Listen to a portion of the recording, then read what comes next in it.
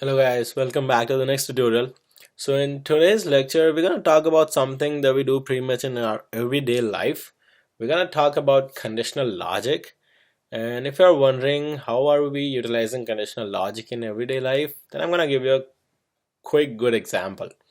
So it's pretty much exactly what we do every day, right? Let's say you're driving and you see green light. Then what do you decide?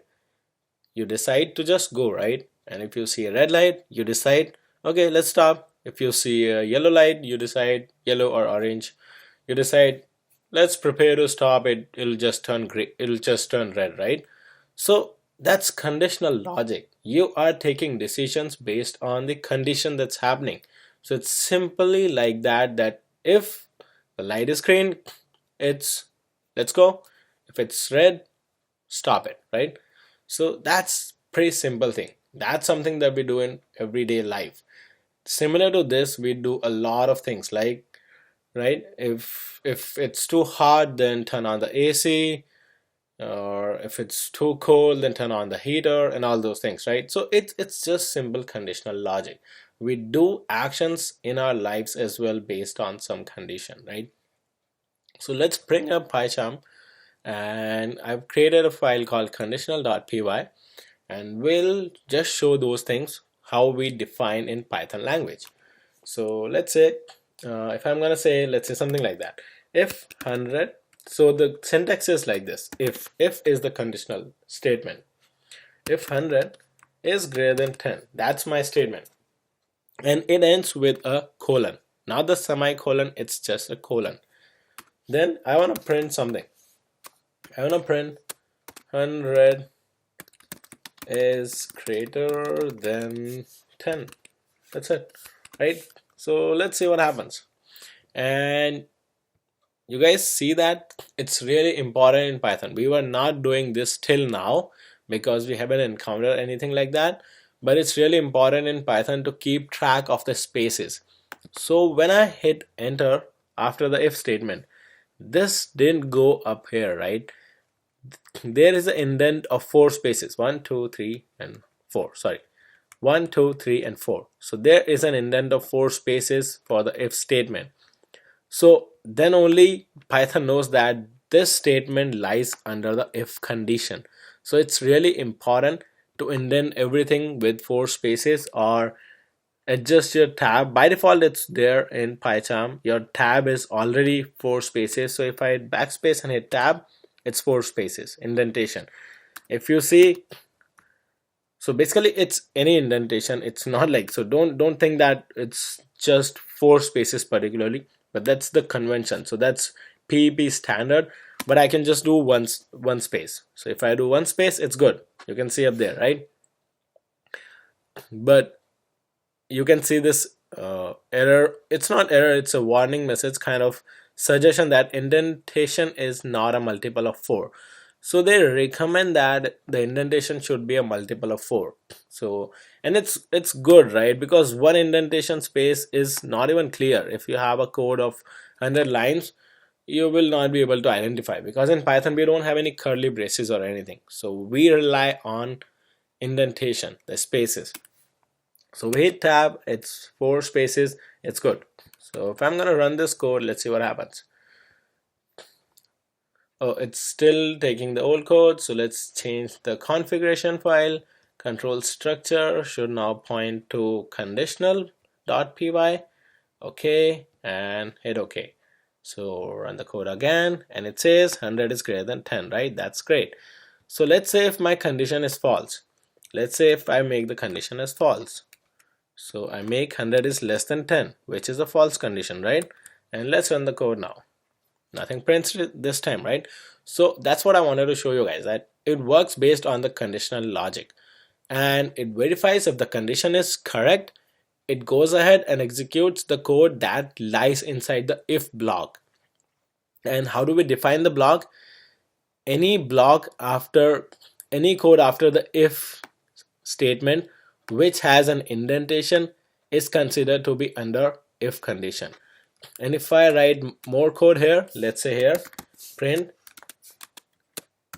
and I can say it will always print. Why?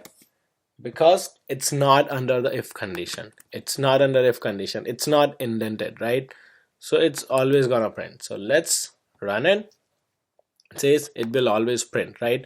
Even though condition was false, this one is still printing. So that's something that we have to be very careful about, that about the indentation, that we have a proper indentation when we are working with the Python. Any conditional logic, or in future we'll learn about classes, methods, and all those things. Everywhere we have to be careful about the indentation. So that's what I wanted to show you guys. So let's take a couple of more examples, the example that I was talking about. So let's change it back to greater than, and let's work on the couple of examples. So let's define a condition called light, or maybe value, and let's give it green, right? So I have a value and it's called green. Now I can say if value equals to green, print go, right? We can say print go, and we have to put the colon, and it's good, right? So let's run this code, and since the value is green, it just prints go, right? So this is our if condition. So let's say if the value is not green, we can say this, right? If value is equals to red, then print stop, right? And right now stop is not gonna print because the value is green, and if I change it to red here, it's gonna print stop, right? It didn't print go. So that's what we were talking about when we talked about the condition. So it checks the condition and it only executes the code which is inside that particular block. So this code is inside the if block for this, and this code print stop is inside this code block, right? So it's only executing the code block under the if condition. So what if I don't want to say if every time? What else I can do? I can do something like this: if and then else. So else is exactly, it's kind of partner to if, you can say that. It's if the expression is true. So this is the expression, right? If the expression is true, this code block is gonna execute.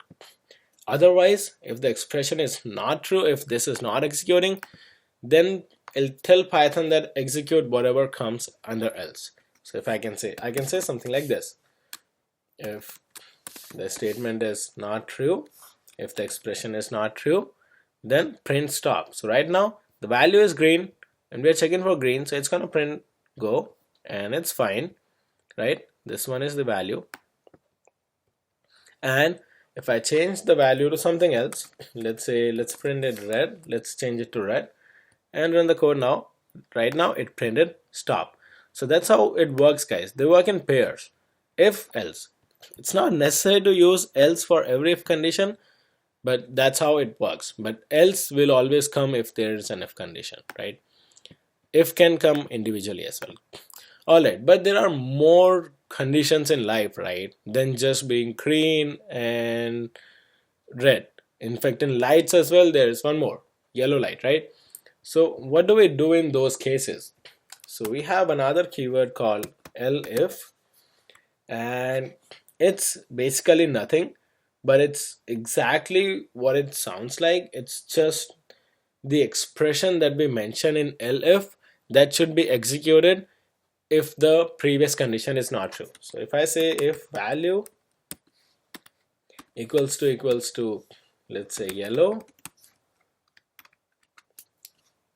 then print prepare to stop, something like that, right? So now what we are doing, guys, is just take a look. If the value is green, print go. Elif, which is else if, but that's how Python uses elif, the value is yellow. So basically the if condition is not true at this moment, right? So elif the value is yellow, print prepare to stop. Else, so now it covers anything other than green and yellow. Anything else is there, it means just stop. I don't care, just stop. So let's change it to yellow this time. yellow, and let's run the code. And it says prepare to stop, right? So that's how it works, guys. That's how the conditional logic works. So I can change it to anything else also, right? Let's say I'm gonna change it to brown. And right now it's not green, so it's not gonna print this. It's not yellow, so it's not gonna print this as well. So it's anything other than green and yellow, other than, so it's gonna print the stop. So if I can say this, I'm gonna run it, it says stop. So just watch this. If I say orange, it's still gonna print stop, right? So basically what we are doing is we're just concerned about two things. If the value is green, print go. If it's yellow, print prepare to stop. If it's red or anything else, right, just say stop. So that's how the conditional logic works, right? So that's pretty much it, guys. That's what I wanted to show you. Pretty sweet small example that we pretty much do it on in our everyday lives as well.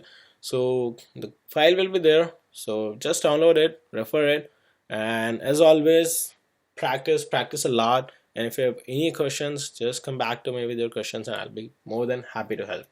So stay tuned for the next lectures, guys. Thanks for attending this one. Thanks.